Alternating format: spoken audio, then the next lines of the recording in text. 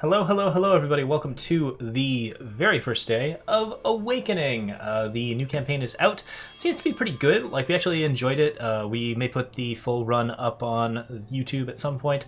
But basically, like, the voice acting was pretty decent. There was a lot of good stuff going on with the plot overall. It seems like a good introduction to Eternal, which I thought was really, really nice. So I think we're relatively happy to see it. And I did enjoy it quite a bit. We're going to do a breakdown now of all of the cards from Awakening. And we're going to talk about each of them in turn, sort of where we think they fit in, whether or not they're good or not, if they're going to be like in Expedition or Throne, and sort of like where we sort of see each of these cards in terms of like just general design, well, whether we like the card. Yeah, that's our general oeuvre. So without any further ado, we're going to do ourselves a card breakdown, starting with Clodagh Ascending. This card is 2 for double red. When you have 4 red influence and Clodagh attacks plunders, when you have 6, get +2/+2 and quick draw. When you have 8, whenever you play a treasure trove, your units get +1 strength. Now, this is part of a cycle. There are 5 different cards that support different monocolored factions, the strongest of which currently appears to be Alhed, although there are certainly some potential options for other options to be like in the running, depending on like where the meta shifts in the next couple of days. At the moment, I'm seeing a lot of the time deck. I'm not seeing a lot of this Clodagh Ascending deck, even in mono fire decks that are currently being played.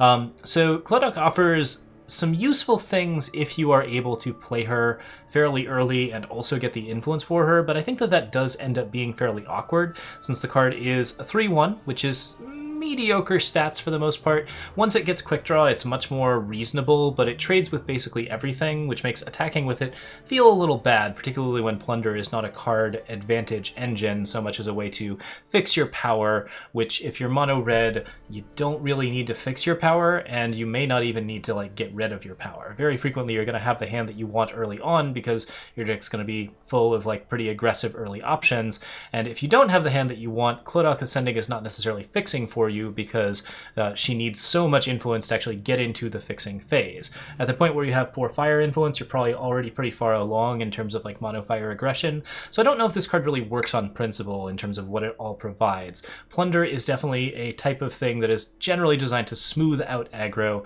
and Clodagh is not a smooth card. She's very awkward. However, once she gets up to 6, she does become really worth it. 5/3 quick draw for 2 is obviously a really powerful card. The treasure trove ability is more of a bonus than anything. You can't really get the plunder even after triggering unless you already have a treasure trove, so that's kind of an issue.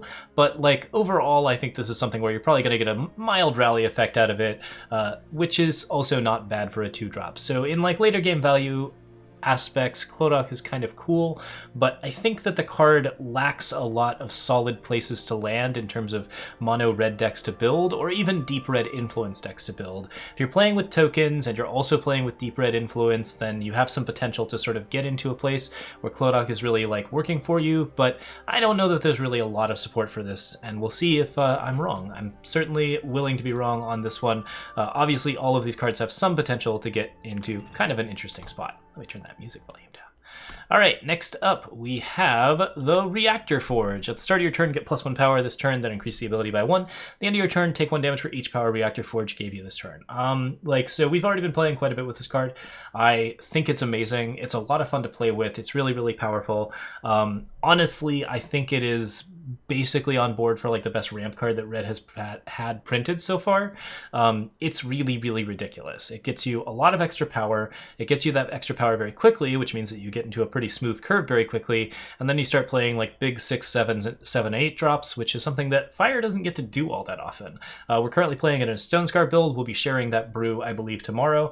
It is amazing fun. I actually really, really love this card. I think it's also very powerful. Like, I think it is a very good ramp card. I think the drawback ability is similar to that of like Cauldron Cookbook, where obviously this card will kill you, but if you're doing it right, you're killing them first, and it's very, very unlikely that your opponent's going to be able to stop you. In addition, you can also like sort of transfer into cards like Lithrai Lobotomy to turn off the Forge when you really, really need to, or even play something like Spirit of Resistance at the top of your the top, since once you're up to about 12 power, that's probably the point where you're taking too much damage and you really need to stop. So putting a big reset button on the ground that also happens to throw a big unit on the ground is pretty interesting, and that card is legal in Expedition. So this seems like a great Expedition card. In Throne, it's obviously capable of getting like destroyed at the wrong times. It may not give you the tempo you want, but I think overall it provides you a decent tempo for any sort of mid-range fire deck.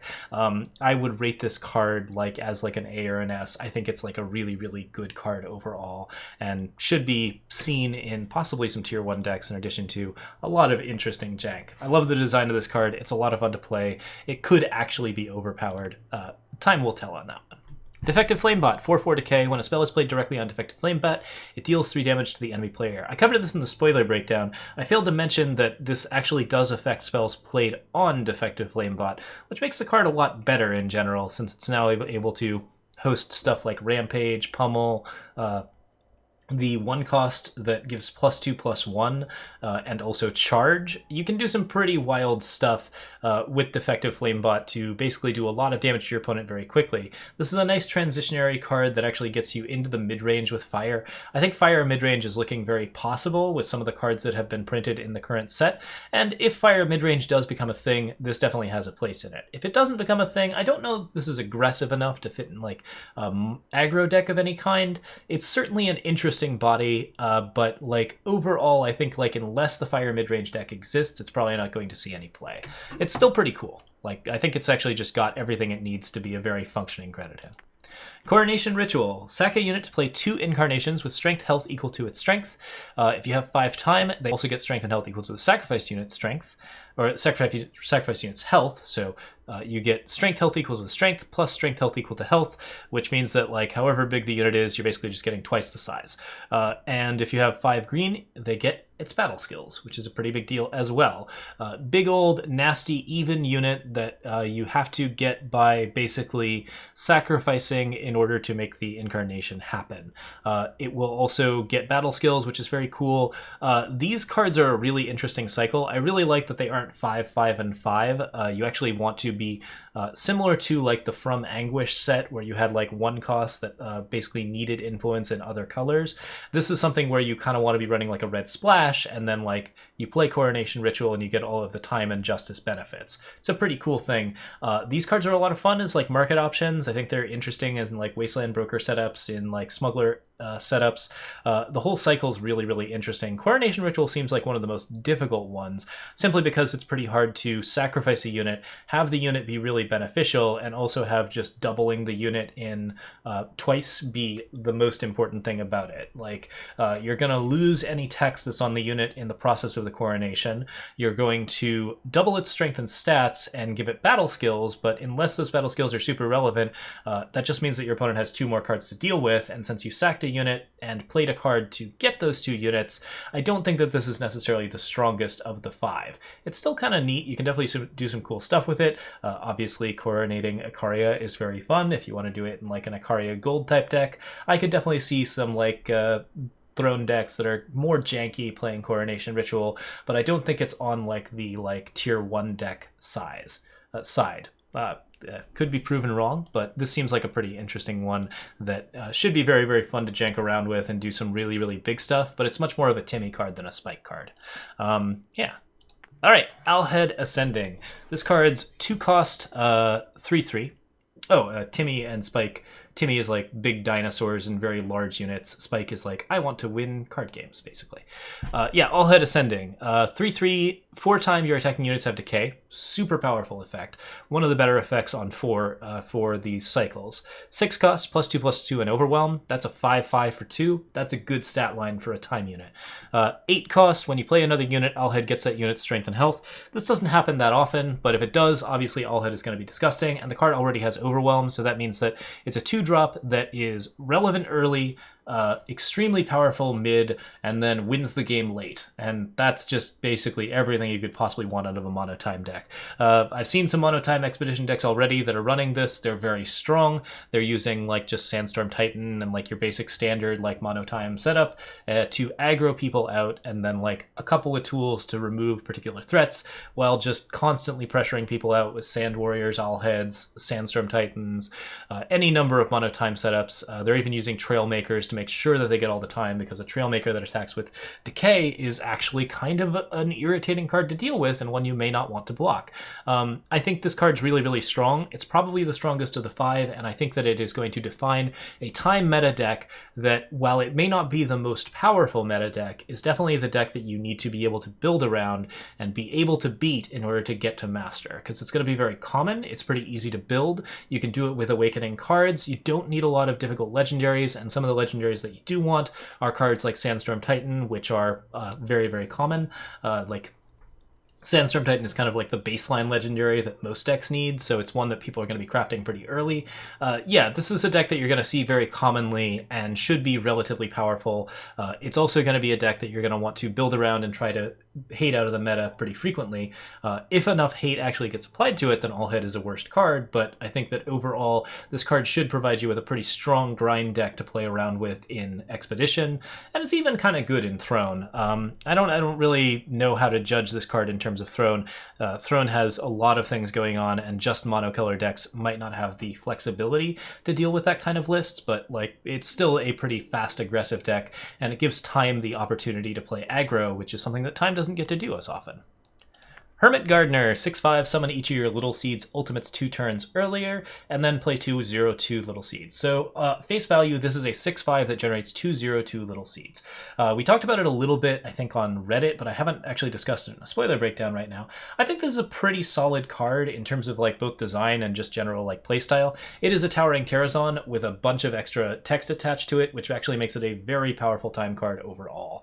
The Little Seeds are going to be blue, which does apply to cards like Grodas Burden, but doesn't apply to cards like Alhed, where your time units are going to be attacking for decay. Oh, never mind.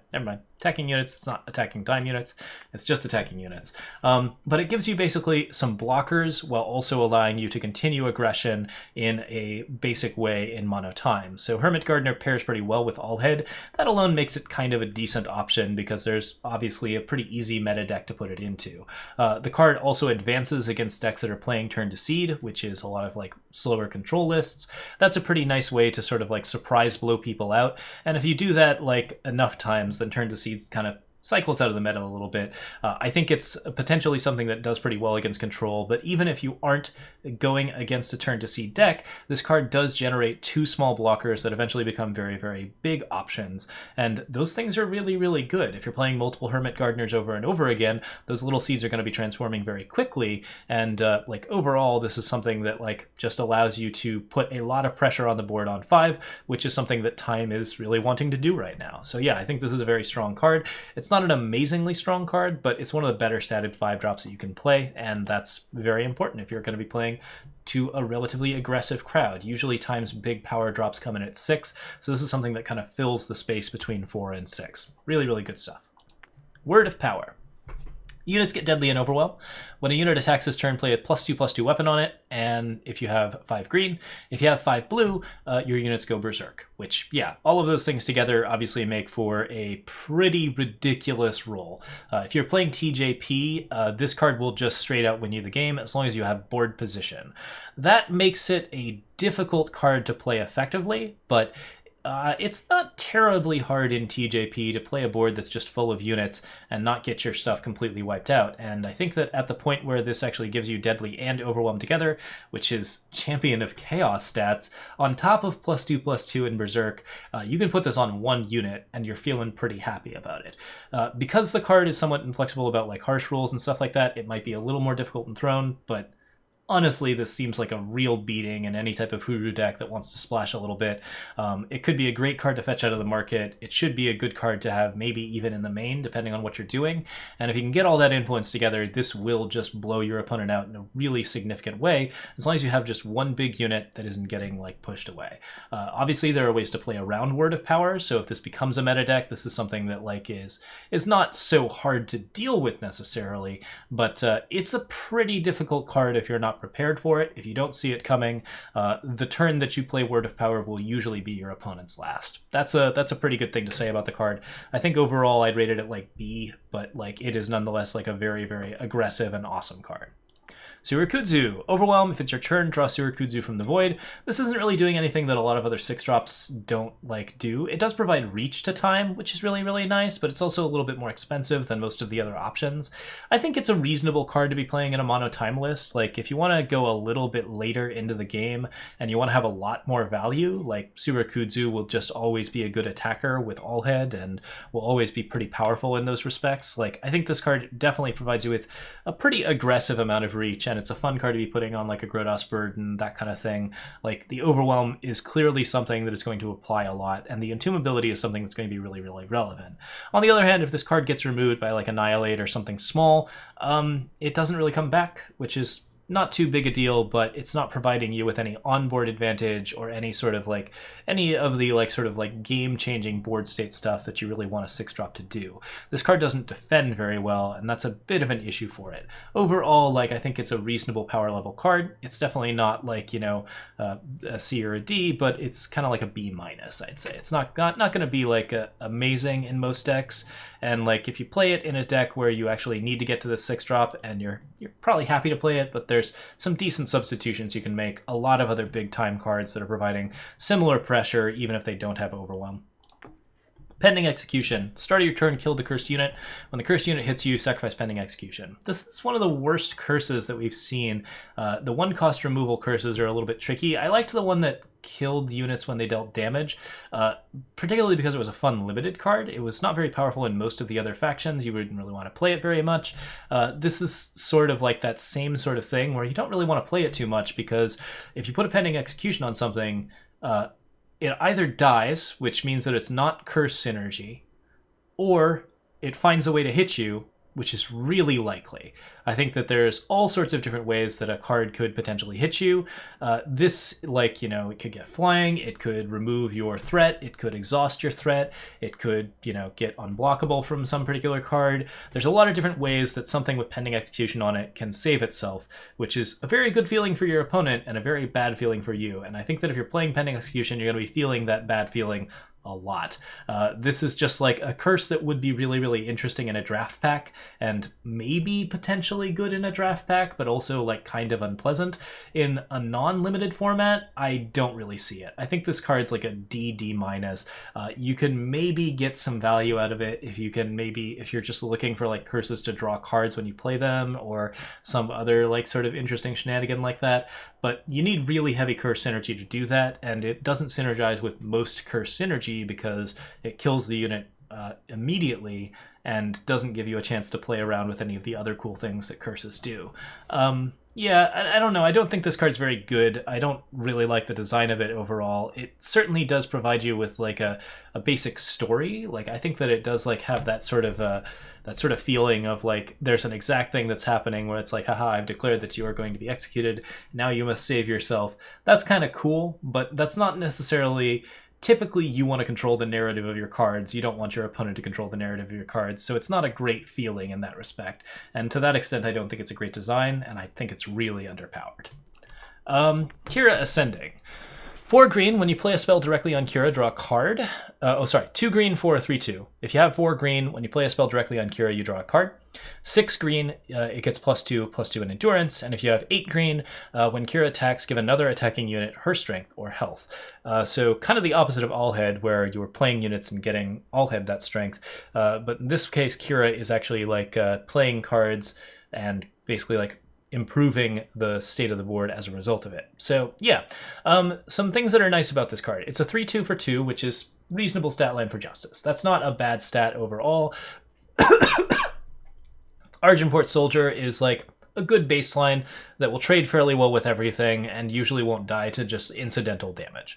When you play a spell directly on Kira, draw a card is not something that has been printed on a 2-drop yet. There is a 3-drop that has it, and it's a 2/2 that also has double green. So this is just a straight-up upgrade from Huru Envoy, a card that I did love and love to play. I think that this actually makes Kira a pretty interesting card for building around the Finest Hours and Victor's Cries and Wind Conjurings and all of the interesting things that you really want to play with Kira. Kira also plays really well with the other Kira, which, yeah, very, very good stuff. It's nice that the 2 cards have synergy with each other. So yeah, I think this is a pretty reasonable card just on that alone. Once it gets +2/+2 in endurance, it's a 5/4 for 2. That's not an unreasonable stat line. It's not ridiculously amazing, but I mean, Kira is still getting all of the benefits of like additional attacks. It's still putting a lot of pressure on the opponent. I think like it's a perfectly balanced card, which Justice is going to be wanting to do. Like they want to play a lot of like decently balanced stuff and then just value out their opponent on all of the balance that they are playing because they're so balanced. On 8, Kira's attack actually is like a really, really difficult effect that happens to like really screw up other people. It would be kind of cool if it gave her battle skills away as well. She doesn't have any, so it doesn't make a lot of sense to put that on her, but it would be kind of fun even if it did. I think that like overall this card's just great. Like it's solidly in the middle of the pack as far as like the cycle goes, but it's definitely not one that you're unhappy to play in a mono green deck, and I think that it definitely fits really well in any mono Justice deck that wants to be fiddling around with Finest Hours. You know where this card wants to go, you're happy to play with it. Silver Knight. Kill a ready enemy unit, gain its strength and armor. 5 blue, when a unit goes to the enemy void this turn, draw a card. 5 shadow, kill an exhausted enemy unit, discard its strength and cards from their deck. The mill on this is completely unnecessary to me and drives me nuts. The cards that have mill. All right, anyways, kill a ready enemy unit, gain its strength and armor. That's pretty good. Like, that's a decent effect. You do have to kill a ready enemy unit, which is a little bit awkward. I think that's one thing to note here, is that this card has some awkward text on it. First off, you need a ready enemy unit for Silver Knight to be played, and if your opponent is seeing you in 3 different colors with 5 blue and 5 purple, one of the things they might try to do is just attack with all their units all the time, because then you can't play Silver Knight. I don't know if you can play it for its alternate modes at that point. That's going to be an interesting question, but I would assume that you can't. In any case, 5 blue, when a unit goes to the enemy void this turn, draw a card. That means you get some card advantage out of it. So first off, it's like a 1-for-1 trade, but you also get a little armor off of it. After that, it's a 1-for-1 trade, but you also get extra cards off of it, and you can potentially get even more than 1 card off of it, provided you can kill other stuff with Silver Knight. That's pretty hard to do on 5, so I don't think it's going to happen very often. Once you're getting 2-for-1 on this card, the question is it good at that point? At 5 for a removal card, maybe. 5 shadow, kill an exhausted enemy unit, so you have to have an exhausted unit and a ready unit out in order to get a 3-for-1, which is pretty great. You get a mill effect as a result, which may help your opponent, or maybe it could hurt them. If you're playing a mill deck, or like you're not in Stone Scar, so you can't really do anything with that. You're probably not playing Solitude if you're playing Silver Knight. I don't know why this card has mill, but it is something that could potentially punish you if you play it, because there's a lot of ways that your opponent could then get cards out of their void, or like basically just have like a pretty good time with Silver Knight, like milling them, and play around that. Unless you're playing like into heavy mill, that's not necessarily something you want to do. So kind of a drawback on that front. And also it's kind of a drawback that you have to kill an exhausted enemy unit, because it means that the card is going to be tricky to play at that point. And that's like sort of where we're getting into a situation with Silver Knight, that it is an expensive 5-drop card that can potentially get about 3 cards worth of value. There are very few cards at 5 that can get 3 cards worth of value, but most of them generally do it a little bit better than Silver Knight. I think that like a 6-drop card that gets 3 cards worth of value is potentially going to be like a little bit better than Silver Knight in that respect. This card feels pretty middle of the pack to me. I would say it's like a C, C-. I don't think it's something that's going to see a lot of play. I don't think it's a strong reason to go into green in your Felm deck, and like that's potentially like the only reason that you'd want to play it. If you are playing a Felm deck and you throw a little bit of green in there, then you know, like it's okay. You can potentially get some interesting stuff going on, but Oh yeah, you do actually get the extra card draw if you mill the opponent's units, because when a unit goes to the enemy void this turn, draw a card. That is something I didn't notice about the card, and makes a lot of sense. That could potentially mean that you get a lot more value out of it. That ups my rating of it a little bit. I'd say it's still only like a C+. It's a little bit awkward to play. It's fairly hard to kill enough units, and if you don't get the exhausted enemy unit, then you also don't get the discard, and you don't get the extra card draw. If the card can kill an exhausted enemy unit without killing a ready enemy unit, I think that my estimation of it goes up a little bit more, but it's just so many different things that you have to do right in order to get it to the point where it actually does what you want. And like, there's just like, you have to have the influence requirements, you have to have the perfect board state, you have to have the unit that is exhausted be a unit with a lot of strength, which means that it's something that has already hit you, that is going to deal a decent amount of damage. You have to have the ready enemy unit, possibly. There's just like, it's a lot of hoops to jump through. If you can get it all going, Silver Knight's a good card, but like I don't think that you play for that to happen. It might make a good market card on that front. All right, Goldplate Valkyrie. Flying Endurance, play a unit with cost 2 or less from your market when you summon it. 7 cost 5/6 for 2 Justice. This card's pretty strong. You don't usually want to have a unit with 2 cost or less in your market, so like potentially this is a deck that your market is just 2 cost units and you're not playing a market at all. I think that overall a 5/6 flying endurance is something that is much stronger in a limited format or an expedition format. But if you can get like a particular set of 2 cost units that is like very, very good, I can see this being like kind of up there in terms of power. I don't think it's a particularly great card. It just doesn't seem to really have the stats to like spar with a lot of the other Premier 7 drops. But like, it's a really interesting card. I think it's a cool take, and yeah, I honestly would have preferred to see it in like a draft format or something like that. It seems like something that could be good there. It's like a C. It's not a great card, but it does okay on a lot of fronts, and I think it's a stellar design. There's a lot of cool stuff happening. Notably, does not have any gold plates. Dazzle. Stun an enemy unit with cost 2 or more than Plunder, or negate an enemy spell with cost 2 or more than Plunder. 2 blue influence, which is important, because Plunder cards do not typically have a high influence cost. This is another card where I think there are a few too many hoops to jump through for it to be extremely effective. Counter spells in general are not terribly strong in Eternal. Like, negating things doesn't happen very often because you have to actually have your opponent cast a spell. This card has the ability to stun a unit and then Plunder, which is generally quite a bit better, and stunning an enemy unit with cost 2 or more is pretty good because it means that you're probably stunning something that you want to be stunning, and then you get the Plunder and that fixes your power, which is kind of nice in a mono blue deck or anything where you have the blue influence pretty frequently and you're pretty happy to just stun it and fix your power. I think that's okay. Obviously there are some ways where this could like go wrong for you if you're playing against an aggro deck that just doesn't like get you the Dazzle immediately and you need it to fix your power. That's kind of an issue. If you are trying to like negate only spells and like the spells are just 1 cost and that like doesn't work for you, there are ways that the card may not provide you with any value or like may provide you with really minimal value and the Plunder just doesn't do enough. And there are ways where the card doesn't fix your power, which is one of the things that Plunder cards are really supposed to do. Overall, I think the card's still like a B in power level. It's definitely not bad, and it's probably something that you want to be putting into quite a few like mono blue decks because like this is pretty interesting. Yeah, aggro decks playing Dazzle makes a lot of sense.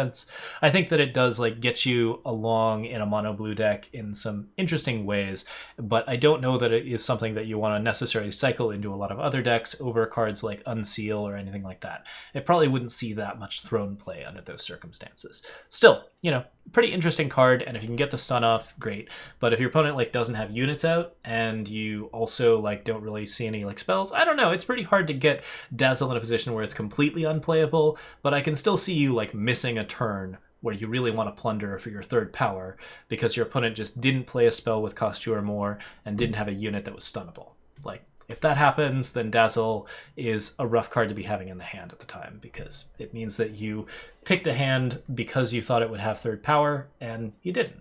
Like, that's the only drawback to it. By and large, it's a pretty good counterspell. I think that like the dual influence makes it a little bit difficult. I wouldn't rate it as higher than Unseal, but I would rate it as like very, very close in power level. And there's a lot of cards that really, a lot of decks that do want a counterspell of this caliber. Jarrall Ascending.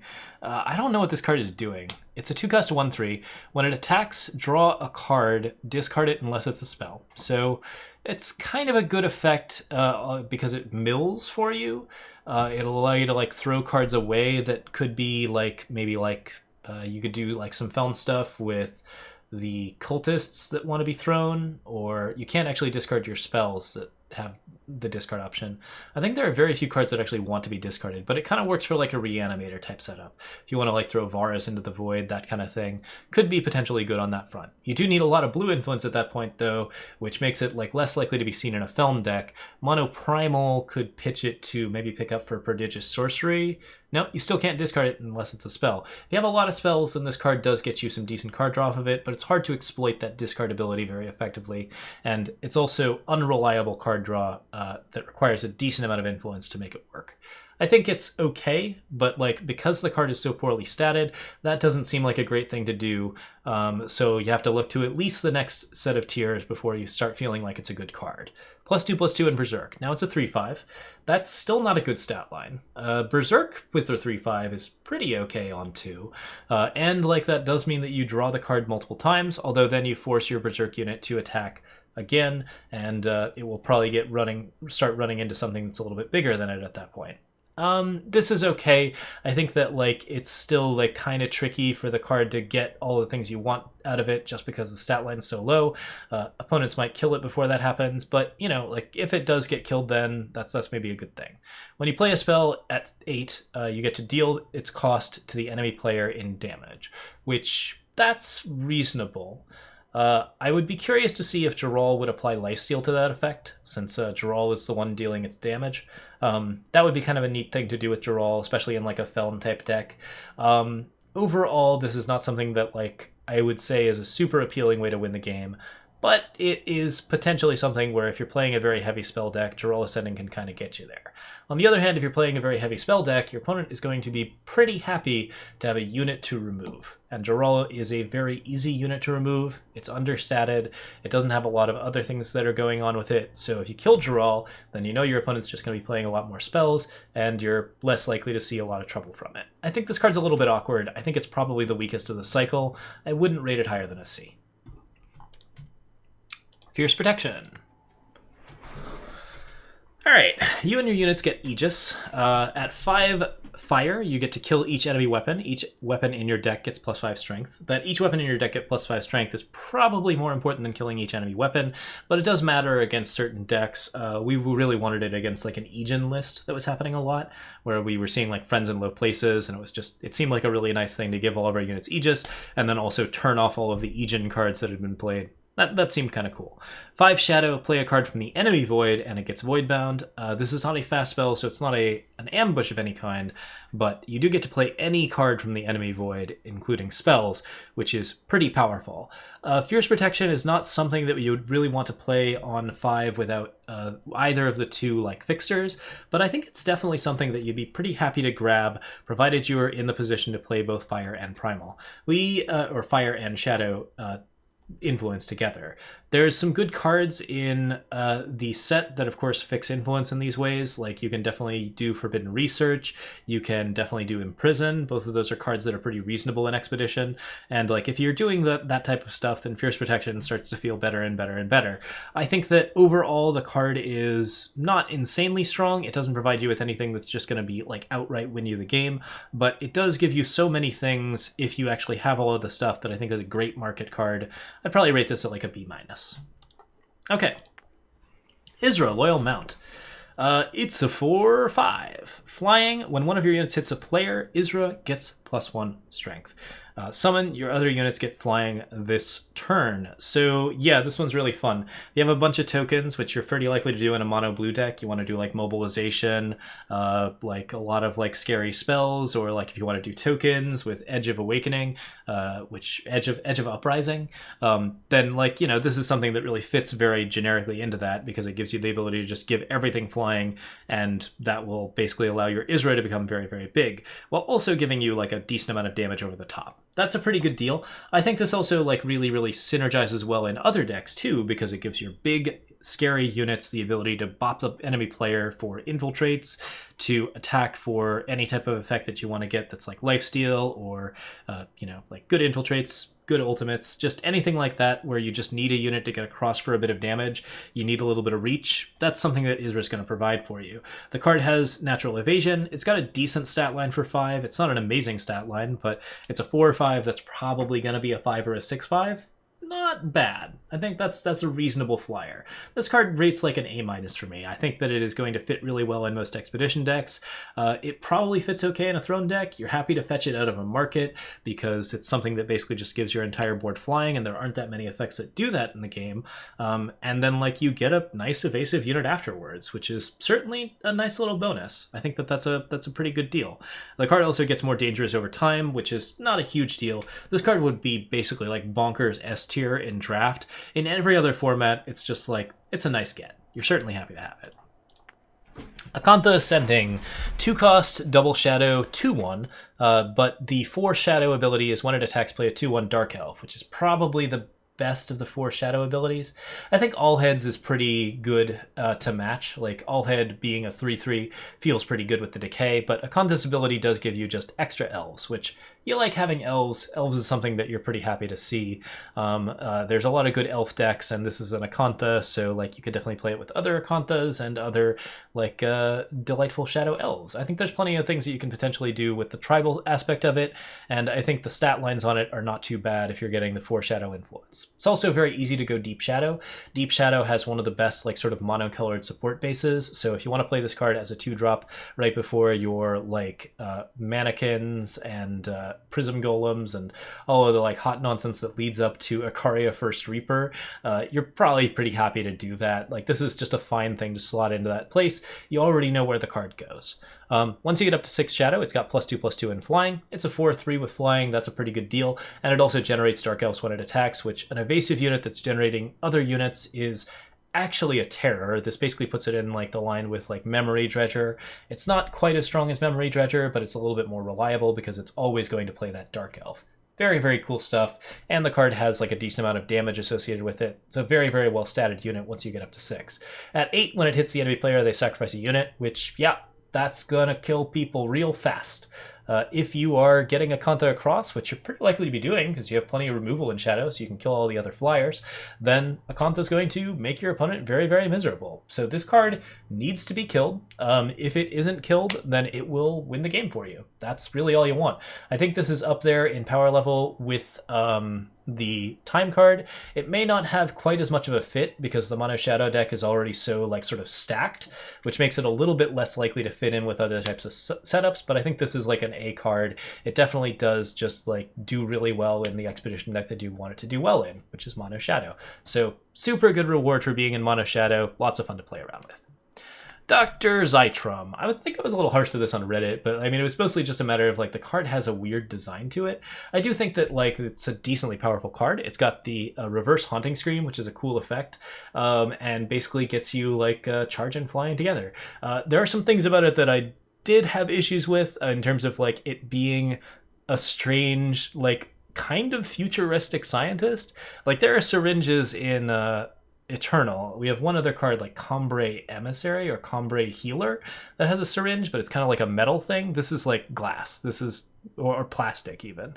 This is something where it kind of seems like it's a little bit out of it's a little bit over the possible like tech level of Eternal. Eternal has robots and like fantasy like Valkyries and stuff, but I don't know that they have like, yeah, I don't know. Something about this just feels a little bit off. This card seems a little future tech. In any case, it is a like pretty interesting card. The 2/6 enemy damage can't be deadly is kind of neat. Turning off deadly is a weird ability, but I have actually seen someone throw a Scorpion Wasp in front of this already, which was very funny. Yeah, you know. Yeah, it's true. Caiaphas does have a secret lab with cloning vats. That is a whole lore thing. Yeah, but they're magical cloning vats. He's a very magical person. Anyways, Dr. Zytrom is like unusual character to be sure. It has a lot of abilities that don't really fit together. Being a 2/6 is odd for something that is going to be playing like Reverse Haunting Scream. You would think it would be a little bit more aggressive, but like all in all, like this is a good package. This is something where you get a good defender.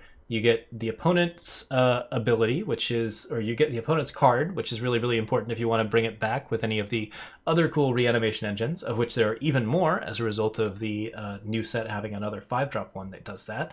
And like you get that really good stat line. You turn off enemy deadly, which is pretty okay.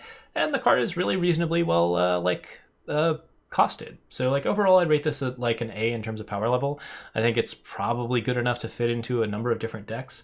I do think that like I feel like maybe somebody attached like an extra piece of text to this somewhere, or like changed something around here where it kind of just doesn't feel like the card is fully together there. I'm not sure though. It's kind of an interesting card. I think it's pretty cool. All right, Distracting Flashbang.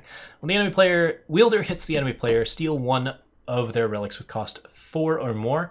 Already been putting this into the market for one specific reason, which is Groda's Burden. But there are a couple of different like big relics that will really, really wreck your day, and they will wreck your day very slowly. So it's nice to have an answer to those cards. I think this one is specifically designed to deal with Groda's Burden, a card that is really fun and really irritating to play against. Like, just so frustrating if it's out and your opponent's already well established and you're in the middle of like a mid-range brawl. So like, yeah, getting a reach unit with a distracting flashbang on it to steal Groda's Burden is great. This card never comes in as a non-market card because it's just a little too expensive for the stats, and it's pretty unlikely that you just expect your opponent to have relics that cost 4 or more. But yeah, worth it to steal those relics. Certainly wouldn't hate it.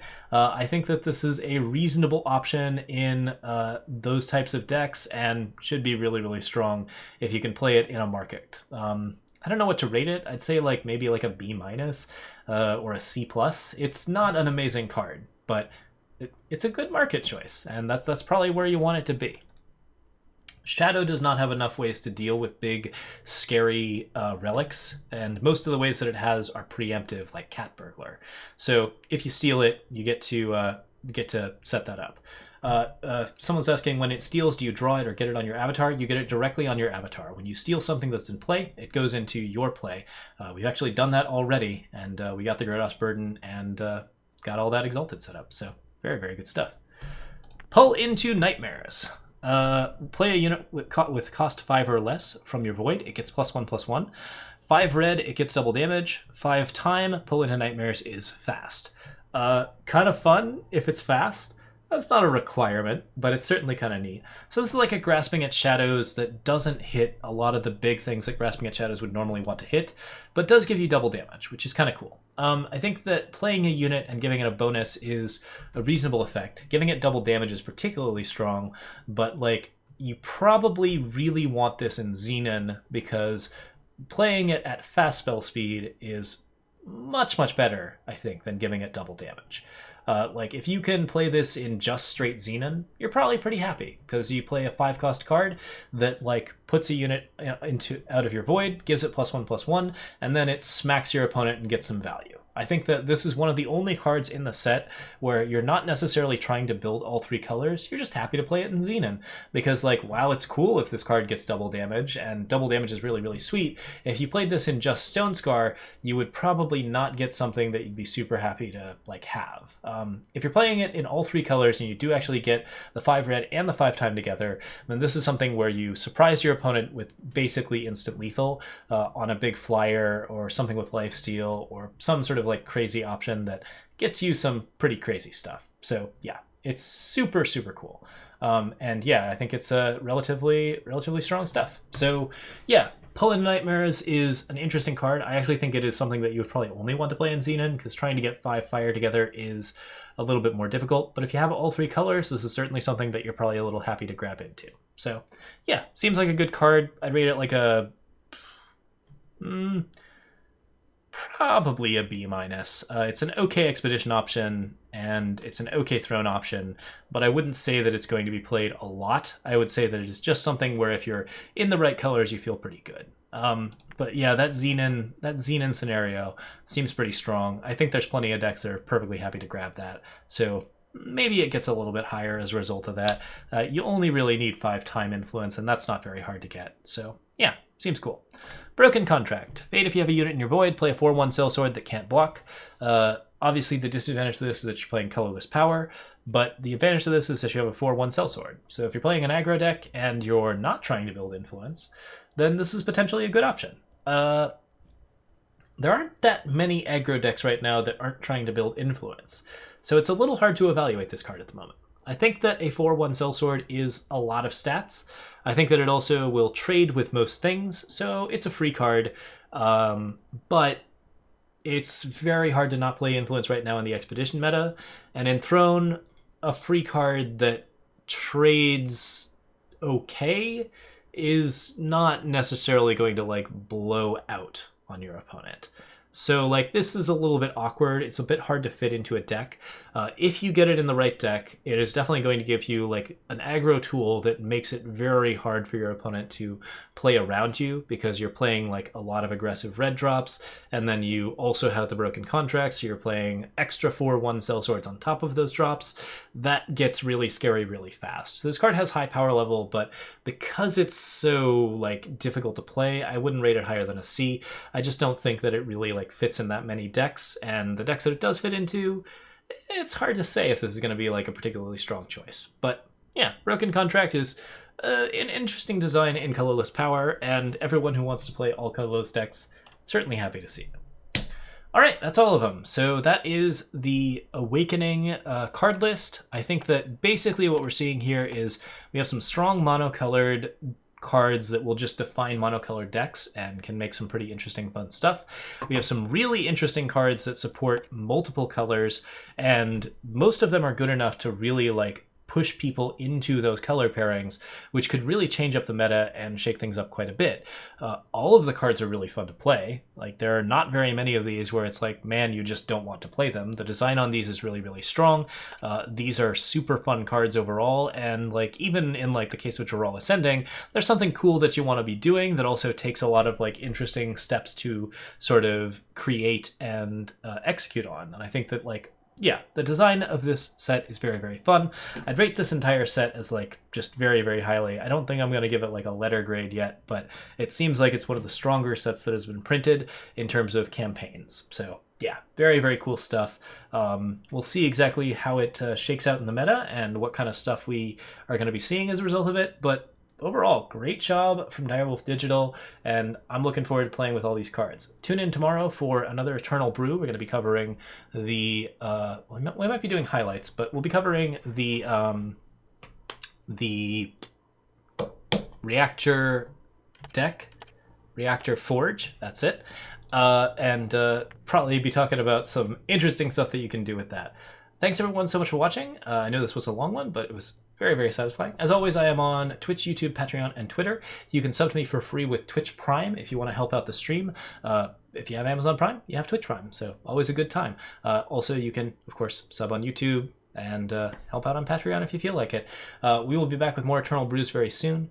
Thank you so much for watching. Oh yeah, September. It is September, so lots of good stuff happening there. I'll have to look into what the current September deals are, but I think that there's going to be some good stuff on Twitch for subs at that point. Subs are we'll figure that out in a moment and be announcing that on the next brew. So thanks so much for watching, everyone. Have a good one. Cheers.